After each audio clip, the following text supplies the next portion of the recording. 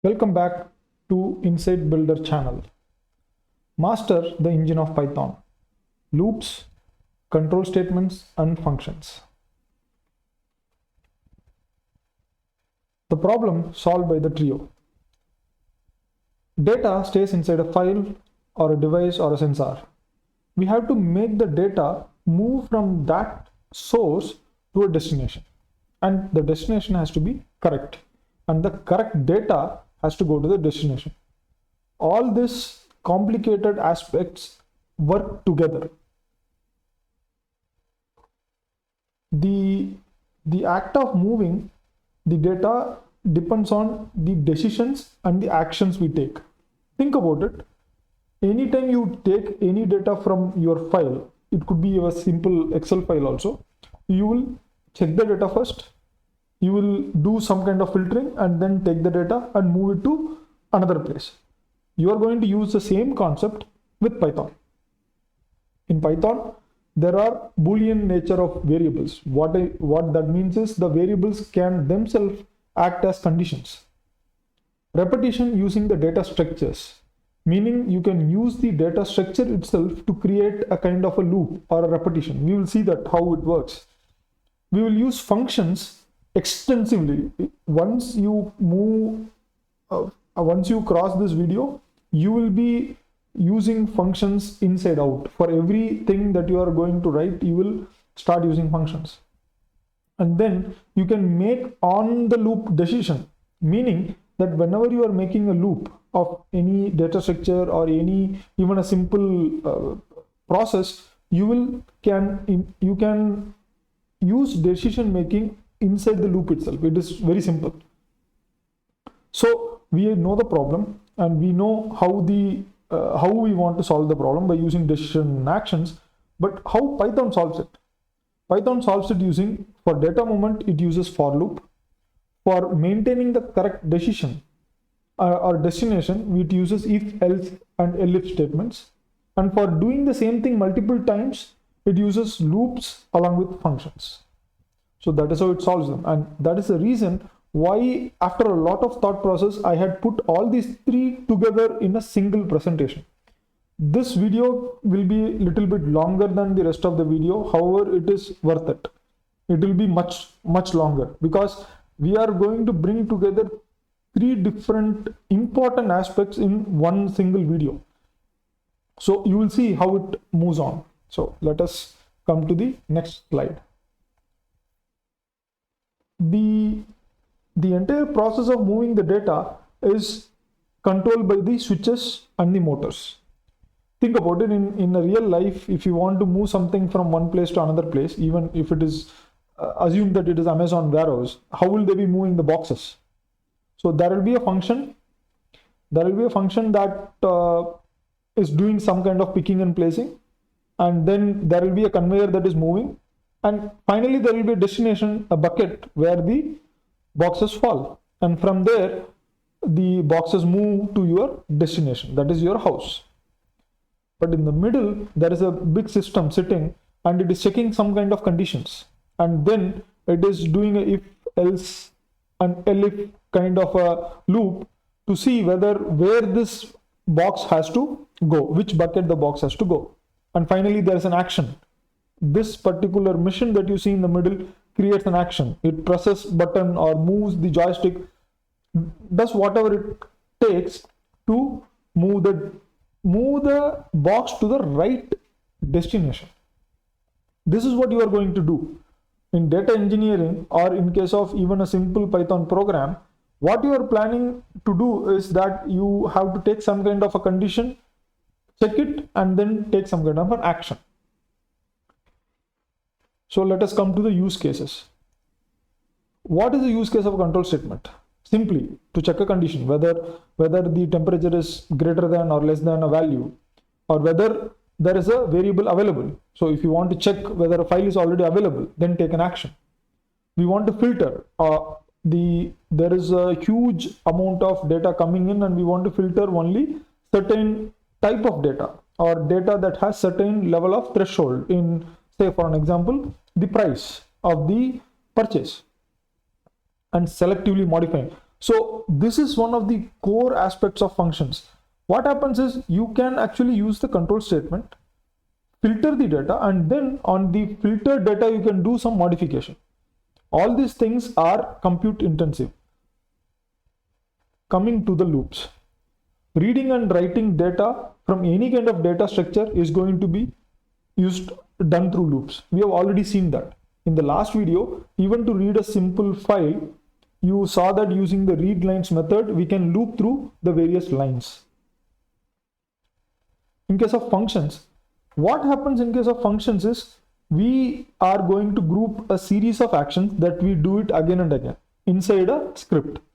We can see that visibly. So when you start writing a script, and in the first go of writing the script, you will go step by step. You will go through the pseudocode. You have seen the pseudocode many times right now. So you'll go through the pseudocode and you'll see that the same action gets done multiple times for multiple different scenarios or situations. At that place, you will have functions used effectively. We will see some of the examples next. But before that, I have been talking about data in movement, and we have to know how Python will be able to work with the data types that is in movement, because we already know that Python has every variable or all the data in the form of data types. So a scissor data type will not be equal to a ice cube data type. At the same time, it will not be equal to a table data type, even though their internal values might be same.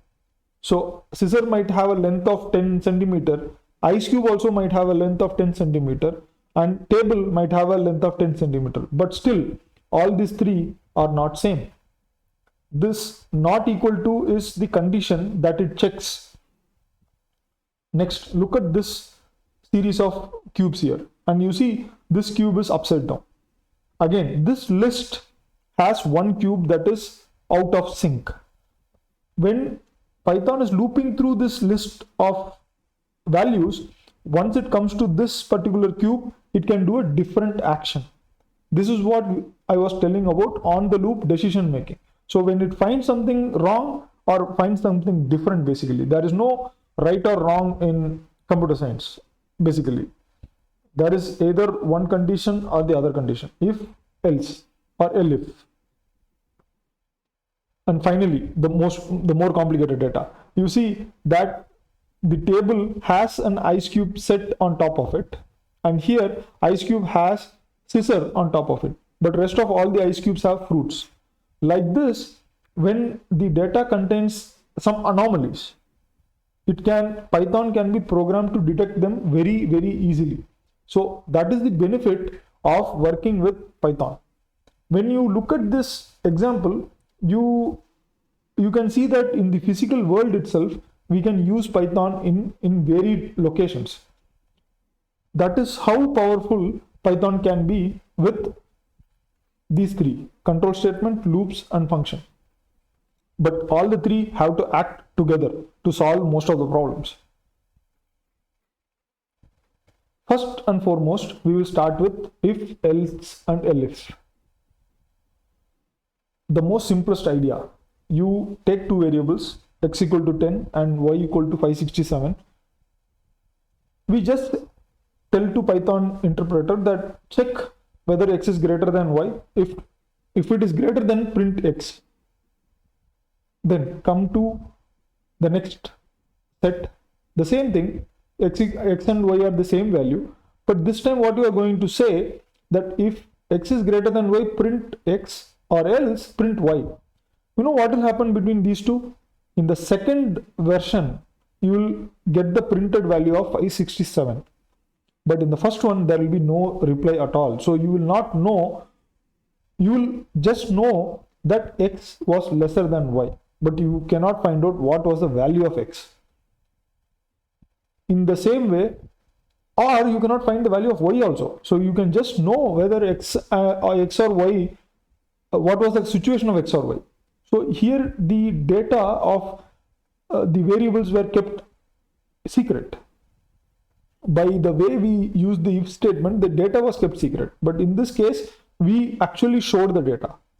And in the next case, we are checking the three variables and we are trying to print based on the variables output. What will happen is, in this case, we will actually get the value of, if we will get the value of x. So once you run this, you will see the, we will run this in the Python program also, Python interpreter also, and we will see the result. We can practice various kinds of conditions. We can directly use true or false in place of these conditions. You can use none. None is by default false if you use it with if in this location. In place of condition, if you use none, it is default false. You can use 0 or 1 also. The actual power to these conditions come when you use with and or. What happens is, you can actually take this condition and you can take this condition also and put it in the same sentence, and you can club it using either and or or. When you do that, what will happen is, one expression, this is called as an expression. One expression might convert to true and another expression might convert to false. Based on whether you are using and or, the final result will be decided. This is called as Boolean algebra. All the books or courses that I have seen now, they go very in depth into all these concepts. However, my intention here is to bring you up to speed at a rapid pace. So the most important thing here is to know that what is happening intuitively. Okay, what is the meaning of intuition? Why I am actually going in this tangential route is that if I take the regular route of learning Python, what will happen is, you will have to go through a lot of theory and then you have to learn a lot of related concepts and then you have to start programming. But our aim is to get you to program and start hitting the terminal as soon as possible and try out what is going on. So you may not actually understand, you may not know Boolean algebra, you may not even care about what these things are, but when you try in the terminal, when you try these things like x is greater than or equal to y and x is greater than z, and you try to execute that, you will see the result there, and by using the result itself, you will try to understand what is going on.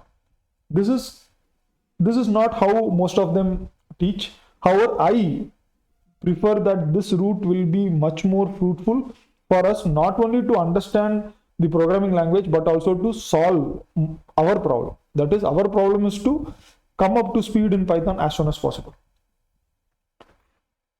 Also, there is 3 different English words that also can be used as conditions, that is, in, and not. I will explain these things. We will see them in examples in couple of minutes. Probably what I'm thinking is, I will introduce this entire 3 concepts in this video and then take the example discussion to the next video. Let me see let me think about that and accordingly place the videos. Coming to the for loop. Idea of a for loop is that anything that in the series, anything that is a series can be looped across. What I mean by looped across. In other languages, you cannot loop on a data structure. So you must be knowing what is a data structure right now. List, dictionary, sets are all data structures. In other programming languages, you have to use the indexing method. There is a method called as indexing. We will look at that in the examples also, which is not required in Python. You can take the entire series. For an example, if there is a list data, you can use the list data itself to enumerate or iterate. These are the 2 different words that will get thrown across in Python jargon. Both means that you will be moving one element after one element inside the data structure. That is called as enumeration or iteration. In case of enumeration, you will also get the index value of the current element. In case of iteration, you will not get the index value. That is the difference. You will also see here there is a new function that I am using here called as range. If you go to the built-in function in Python, I have already shared it a couple of times, the links. If you go to if you go to the tutorial, and let me go to the tutorial, Python tutorials, and let me show you how to find that out. So there is a Python tutorial available from the Python developers itself. This website is from the Python developers, and if you go to this link here that is shown, you can get access to this tutorial. It is very simple, it's straightforward, and in this tutorial we can get a lot of information about how we can work with Python. So we are going to look at I just want to give you a brief about this tutorial also. This is something that I have been using very extensively for this course. Here, if you scroll down in the Python tutorial whetting your appetite link, if you scroll down, you will see that there are lots of control flow statements, control flow tools that has been listed here, and among them the range function is one of the major function that has been explained here. So you can go through this, and there will be lots of links here, lots of examples here. That is how you get to learn a lot of things about these functions. So let me go back to the presentation. This is how we start working with for loop. Now what happens is, when you are looping through this data structure, you can also use the conditions also. So for an example, I am looping over this list, and I can use the condition only do some action when the element is having a value greater than 6. What will happen is, it will only work on these 3 elements. For 5 and 6 it will not. So such kind of conditions we can start implementing in the for loop itself. That is the power when you bring together the data structure, for loop, and the condition checking. And finally, the functions. The idea of repetitive tasks and clubbing them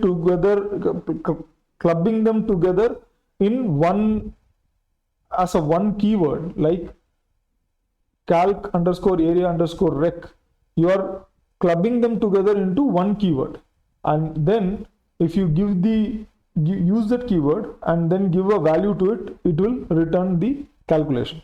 So here I am calculating the area of rectangle, so that is how I have written the name, calculate area rectangle. So calculate underscore area underscore rectangle, and I am giving the width and the length. So width and the length, and once I give this, it will immediately throw me the value. So it is saying the area is 1570, and also this will print.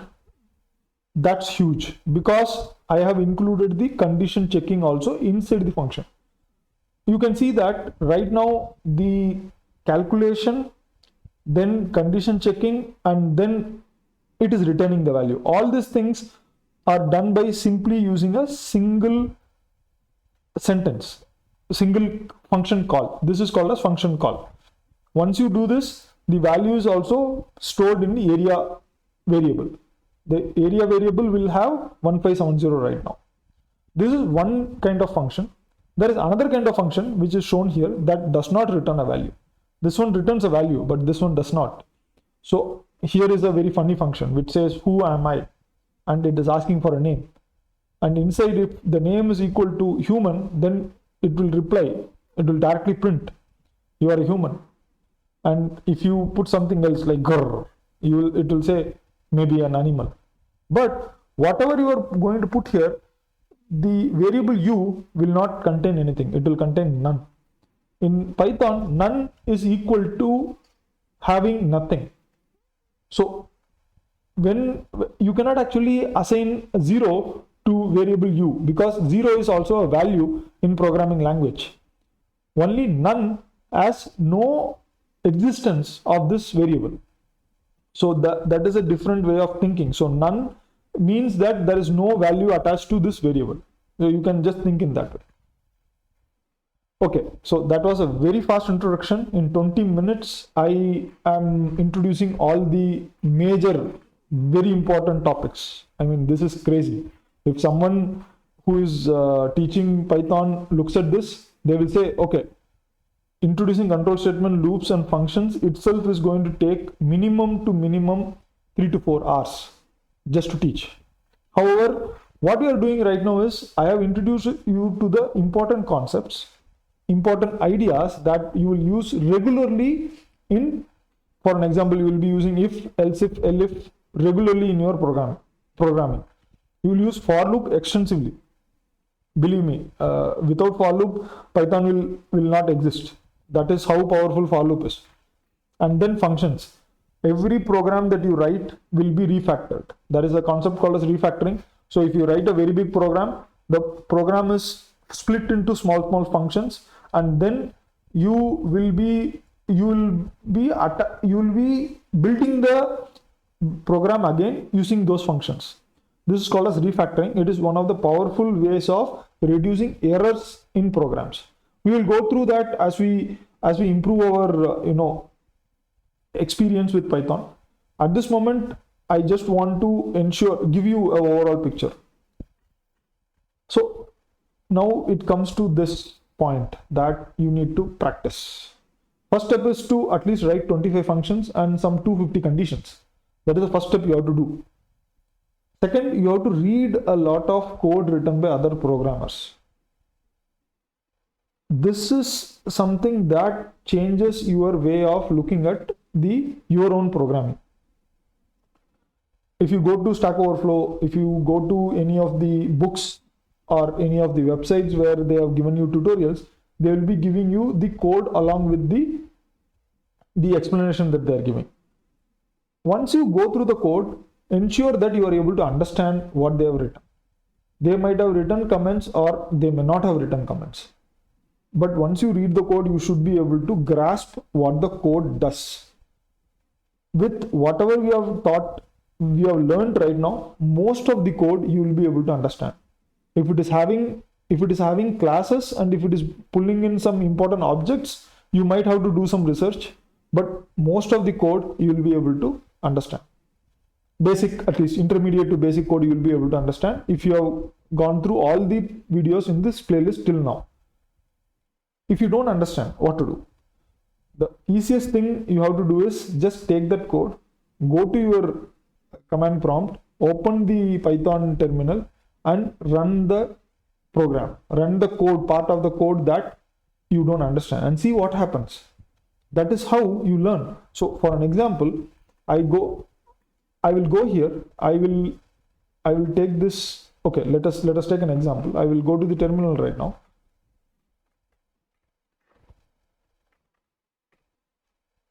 And I will open the Python terminal and I want to check x equal to 25 and y equal to 567, and I want to check if x is greater than y, then print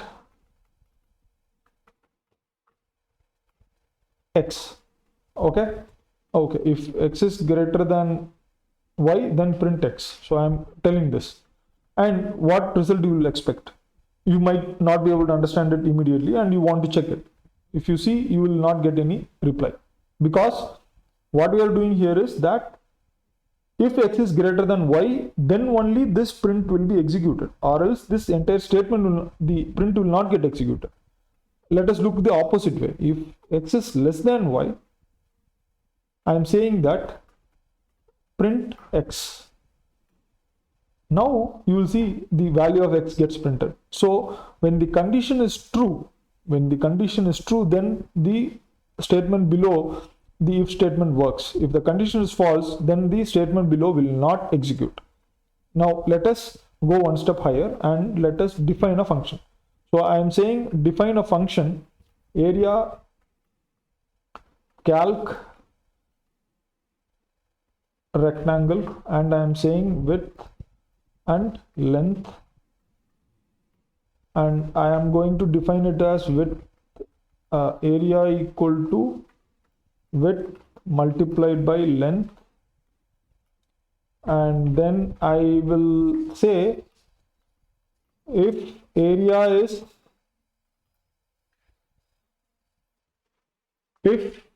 is greater than 1000, then print area, else return area. Okay, and I want to see how this works. I have just created the function here. You did not see any reply here, so return value here. So if I again use the area calc, once the function is created, you can just type the first three letters, 3 or 4 letters, and if you press tab, the entire function name will auto populate in Python terminal. And here I give 10, 157, and you enter, you see 1570. You see the area is getting printed. Now let us see something else. So I want to attach this return statement to a area test variable. Okay, now tell to yourself, actually you will not be able to tell to me, tell to yourself that whether area test will contain any value or not. Check. So let us check. You will see print, you will see none, because if the area is greater than 1000, I told the function to only print the area, not to return it. Okay, but now let us see what happens if I do the same thing. Area new test, and I give it, say for an example, 17. Okay, this time it did not print anything. You saw there is no area getting printed here.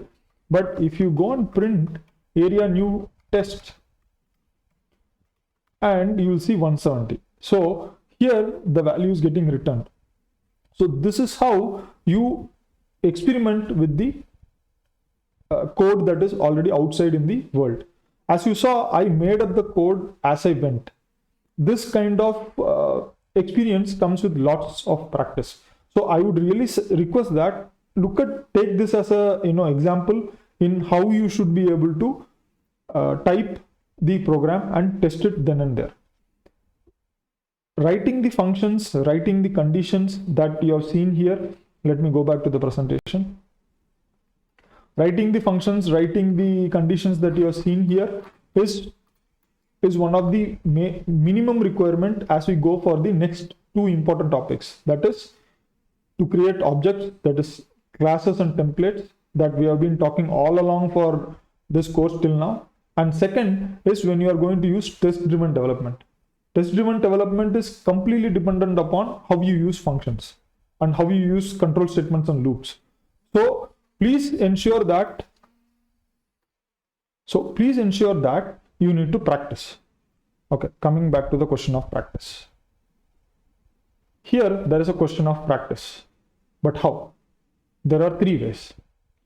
First is going to codewars.com and codewars.com website and start solving the basic problems in Python there. Second, you take the book and practice the problems in the book. There are two books that I will suggest. That is Learn to Code by Solving Problem.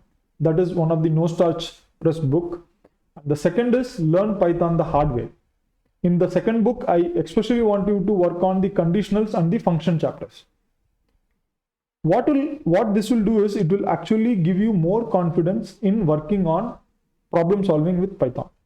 My entire course till now, it has been about using Python to solve problems. And also, you will see how various parts of Python language itself is created to solve problems. So take these things together and try to practice using this book. And if you have any questions, if you want to find an easier way to learn, or if you have any other easier way also that you want to test it out, do let me know over the comments, and I will try to provide some feedback as soon as possible once I get time. Okay, now that we have the engine with us, we have the engine, we have all the three functions, for loop, and the various ways to check the conditions. Now we are ready to start creating varieties of rockets, because with using the objects and class creation code, we can create any kind of template we want. Whether you want a white rocket or you want a rocket with 3 boosters, at the end of the day, all these are rockets. And how you design them in reality, the same way you can design them inside the Python code also. So that is the power of Python objects or object-oriented programming. So stay tuned for that in the next video. With this, see you in the next video. Take care of yourself.